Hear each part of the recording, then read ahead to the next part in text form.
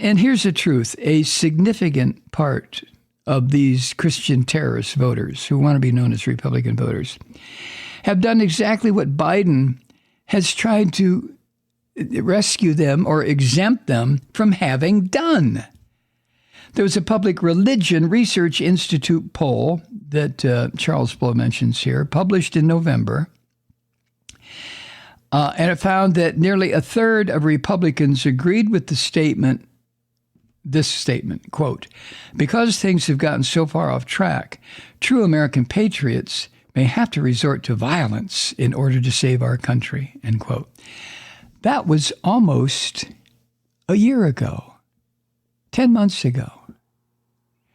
And a later poll found that a quarter of so-called Republicans were adherents to the conspiracy theory QAnon. These sick fuckers, did you hear me? 25% of Republicans. And they believe that, quote, there's a storm coming soon that will sweep away the elites in power and restore the rightful owner. And a group of Satan-worshiping pedophiles run a global child sex trafficking operation, and they're the ones who control America's government and media and financial system. Would anybody call that shit sane? The PolitiFact website noted in June, and they cited a number of polls, that roughly 70% of Republicans still don't see Biden as the legitimate winner of the presidency. 2 fucking years into the presidency, and 70% of so-called Republicans still don't think he is the legitimate president. Now, if that isn't crazy, if that is not fascistic, if that is not MAGA madness, I mean, then those things don't exist. But the Republicans, the Republican Party leadership of these Christian terrorists, continue to scream and burp and belch and fart and wheeze about, oh, that Joe Biden calling us fascists. How dare they? Oh, my God, my God. And also, there was a study in July by the website 538. And this is what that study found. Quote, halfway through the primary season now, we can say definitely that at least 120 election deniers have won their party's nomination and will be on the ballot in the fall, end quote. So Charles's point here is very simple. Republican voters, the Christian terrorist voters, have delivered primary victories to those 120 candidates who deny the legitimacy of Joe Biden's presidency. Good God. And they bark and yell and scream, these Christian terrorists do, when their behavior is identified and classified for what it is. But no surprise, that's what Christian terrorists do. It's what they have always done. But here's the part, and Charles finally gets to this, Charles Blow, the columnist who wrote this. He finally gets to this part, that Republicans have a way, almost you might say a knack for persuading Democrats to pull our punches. Well, their punches. I'm not a registered Democrat anymore. It was the same thing that they used against Barack Obama after he said something that I so thoroughly agreed with. But when he said it, I thought, uh-oh. Do you remember what he said? That some Americans were, quote, bitter and cling to guns or religion or antipathy toward people who aren't like them, or anti-immigrant sentiment or anti-trade sentiment as a way to explain their frustrations, end quote. And of course, the Christian terrorists immediately picked up on the part of his quote where he said they cling to their guns and their religion. Well, that's exactly what the fuck they do. I mean, there's no equivocation there. There is no doubt that what Obama said, what Biden said is true. But over the course of my life, I have learned, well, a number of things. But one thing I've learned about Christians, they cannot, will not accept the truth. The cult of Christianity prevents them from seeing truth. And I hate that because I have to put my beloved grandmother in that category, who passed, years ago. I loved her with all my heart, but she was a Christian fundamentalist, and she was unable to see the truth. She was very uneducated. I mean, that's part of it. I think before she left Italy, I think she had like a 4th grade education, if that.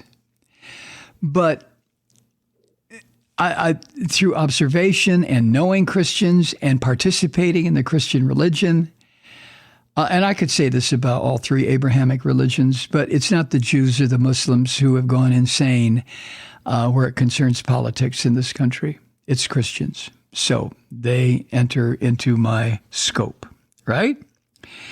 So when Obama said that these, he called them some Americans, he meant Christians who cling to guns or religion to explain their frustrations.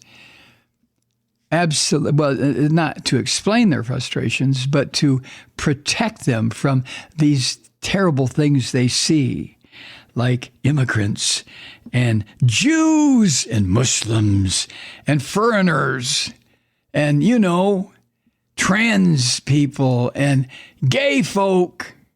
Where's my gun? Where's my Bible? And I don't think he said guns and Bible, or guns and religion, did he? I think he said guns and Bibles. But anyway, this is how Charles Blow has structured the quote. And in politics, now, telling the truth can be a sin. I say sin, not a mistake, not an error, not a crime, but a sin, because Christianity has so penetrated, this crazy brand of Christianity has so penetrated political system in this country. And by the way, the Christian terrorists used the same bullshit against Hillary Clinton. Remember what she said? Let me quote it. You could put half of Trump's supporters into what I call the basket of deplorables, right? The racist, sexist, homophobic, xenophobic, Islamophobic, you name it. And unfortunately, these are people like that. There are people like that. And he has lifted them up, end quote.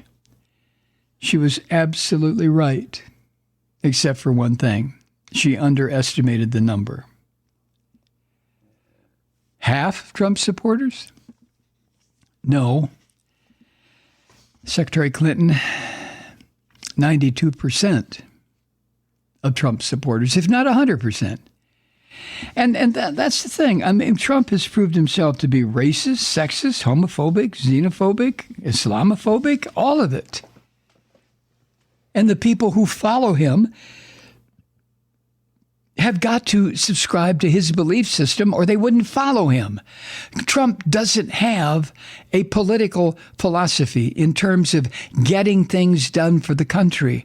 I defy anyone who listens to this podcast, not you, because you're a free thinker, but I'm talking about these crazy fuckers out here who occasionally monitor this program.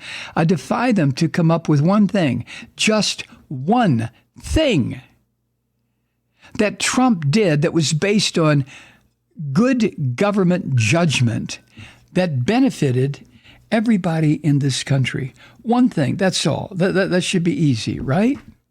One thing.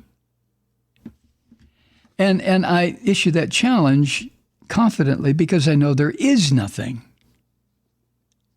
So,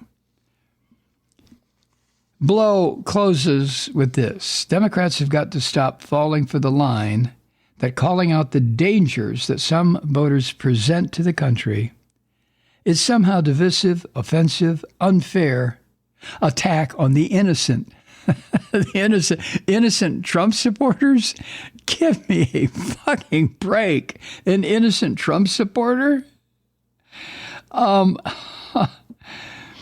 the truth is that no person who voted for the orange vomit once or twice, and no person who supports him now, should be exempt from being so named and so shamed.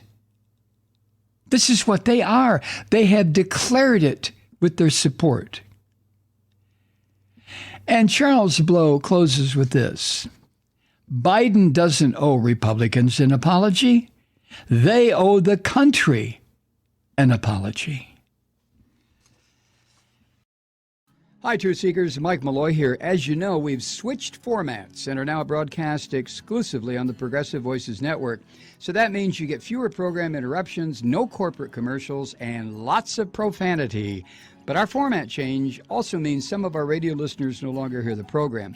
It's been a while since I mentioned our podcasts, so you may have forgotten that there is a way to listen to this program anytime you need a good dose of screaming. Visit MikeMalloy.com and subscribe to our podcasts. As a podcast subscriber, you can download the program to your mobile device and take me with you wherever you go. And if you have a friend who needs a dose of truth-seeking, you can give a gift subscription as well. That's MikeMalloy.com, and never miss a minute of the uncensored fun and frivolity.